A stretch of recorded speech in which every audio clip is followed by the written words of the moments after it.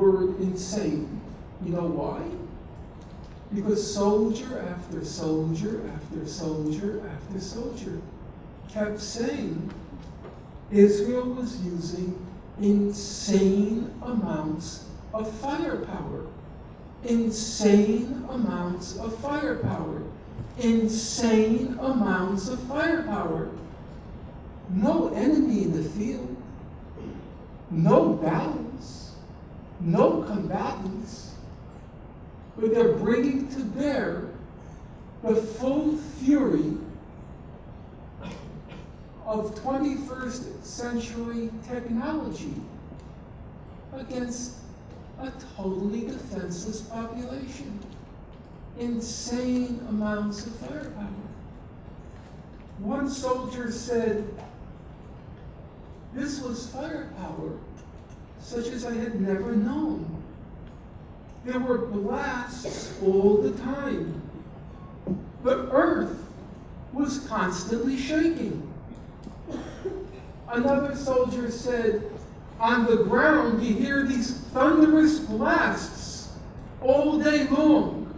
I mean, not just tank shelling, which was a tune we'd gotten long used to, but blasts that actually rocked the outpost to the extent that some of us were ordered out of the house we were quartered in for fear it would collapse." They had commandeered Palestinian homes, are firing all the way into the distance, but the insane amounts of firepower are causing the ground to tremble under them. And they have to evacuate the houses which are about to collapse, even though they're firing into the distance. Was it a war? The Gaza war, you'll see. In a month's time, we'll have all these retrospectives on the Gaza war. Was it a war?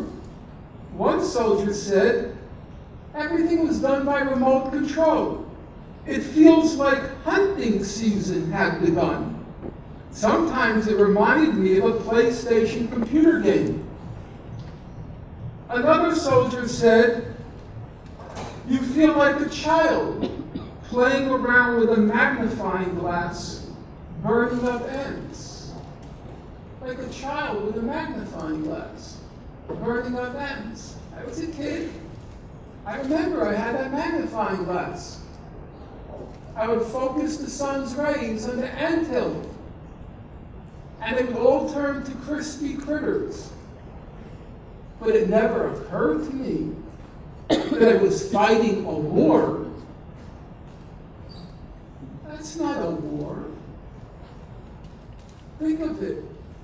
It was like a child with a magnifying glass burning ants. That's what happened in Gaza. About 1,400 Palestinians were killed. About 4/5 were civilians. 358 were children. On the Israeli side, 14 people were killed, 10 of them were combatants. Half of the combatants were killed due to friendly fire, Israelis accidentally shooting other Israelis. The ratio was of people killed 100 to 1. Does 100 to 1 sound like a war? Civilians killed, the ratio was 400 to 1. Does that sound like a war? A lot came out in the subsequent human rights reports. As you know, most of you know, Israel routinely targeted Palestinian ambulances. Well, that's a pretty heinous charge. To target ambulances in a time of peace is awful, in a time of war it's horrific. But Israel had an alibi. It said that the Palestinians were using the ambulances to ferry around terrorists and weapons. Now, every human rights organization checked that. There's now a huge record, believe it or not, and it may be hard to believe, there are now about 15 voluminous, large human rights reports on what happened in Gaza. 2 large ones put out by Amnesty, 5 put out by Human Rights Watch. There was the Dugard mission, John Dugard from South Africa, the Goldstone mission. The Goldstone report runs to 575 pages. Many Israeli organizations investigated. They all looked into it. There's no evidence at all that Hamas militants or Hamas weaponry was stored in ambulances. None at all. Israel targeted hospitals. That's a pretty horrific crime. It dropped white phosphorus. White phosphorus reaches a temperature of 1,300 degrees Fahrenheit, 800 degrees centigrade. They dropped it on the hospitals. They dropped the white phosphorus in Al Quds Hospital. They dropped the white phosphorus in the second hospital. Why did they do it? Well, they said Hamas militants were in those hospitals. All the human rights organizations investigated. They all reached the same conclusion. Zero evidence, zero, that Hamas militants were in any of those hospitals. There's just none. And the mosques, religious sites, if it were synagogues that were being targeted, it would be and ought to be condemned as a horrendous crime.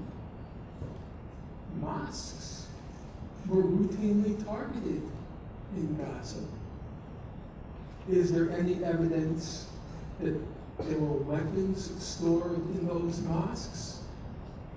Israel claimed that there were secondary explosions in 2 cases, December 31st and January 1st. Secondary explosions just means you target it, it blows up, and then there are smaller explosions afterwards, which are supposed to indicate that there were weapons stored.